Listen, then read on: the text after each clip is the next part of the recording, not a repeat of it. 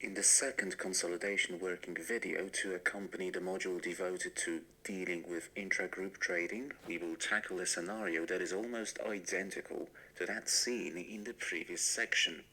This time, however, we will be assuming that inventory is being sold by the subsidiary and it is therefore the subsidiary's books, which reflect an element of unrealized profit.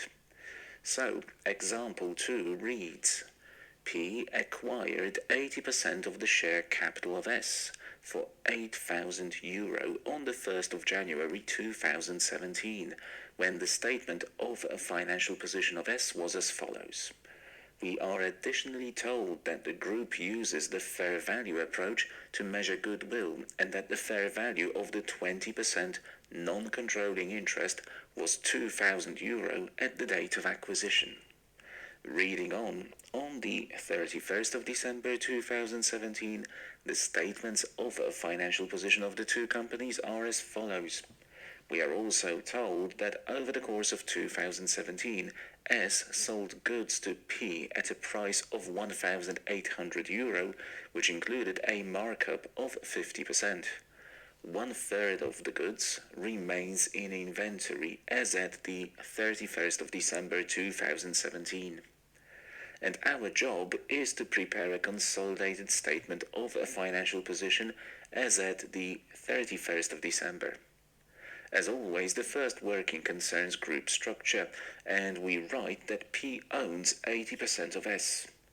The second working is subsidiary net assets, where we find the standard 3 columns and 3 rows, as this time around the unrealized profit resulting from the intra-group transfer will need to be eliminated from the retained earnings of S, who sold the goods to P. So, in the first column we will have 5,000 in respect of share capital and 3,000 for retained earnings and nothing in respect of unrealized profit. Moving on to the consolidation date column, we may input the relevant equity balances of S as at the 31st of December. That is 5,000 and 5,500 for share capital and retained earnings respectively. Because the intra-group transaction involved a sale from S to P, the entire unrealized profit element, which we already computed to be €200 in the previous video, must be eliminated from the books of S, necessitating a negative adjustment. Accordingly, the post-acquisition column shows nothing in respect of share capital, a positive 2,500 for retained earnings, and a negative €200 unrealized profit adjustment, which yields a total of €2,300. The third working, goodwill, begins with the €8,000 investment by the parent entity. Next comes the NCI value at acquisition, which under the fair value approach equals the €2,000 provided in the scenario.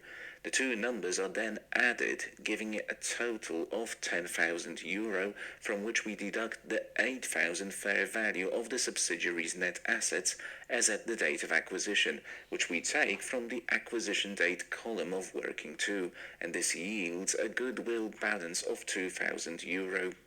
The fourth working begins with the non-controlling interest value at acquisition, and that's the €2,000 already identified as part of working 3.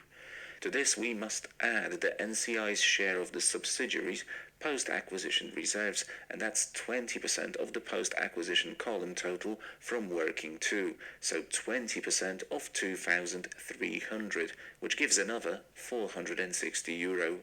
Accordingly, the consolidation date NCI balance equals €2,460.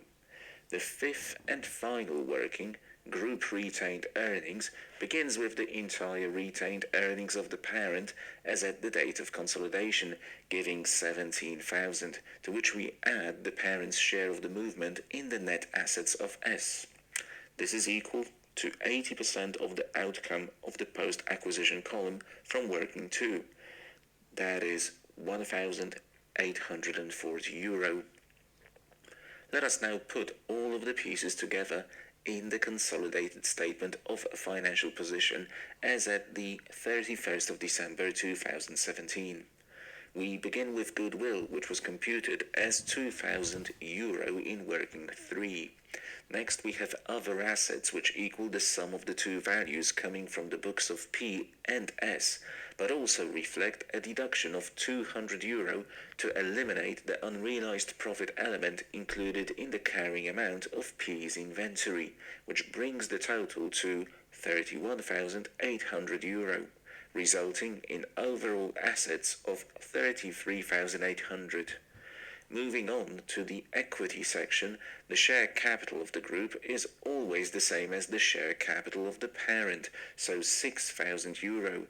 The group retained earnings total derived in working 5 was €18,840, whereas the carrying amount of non-controlling interest was €2,460 as computed in working 4, producing an overall consolidated equity balance of €27,300.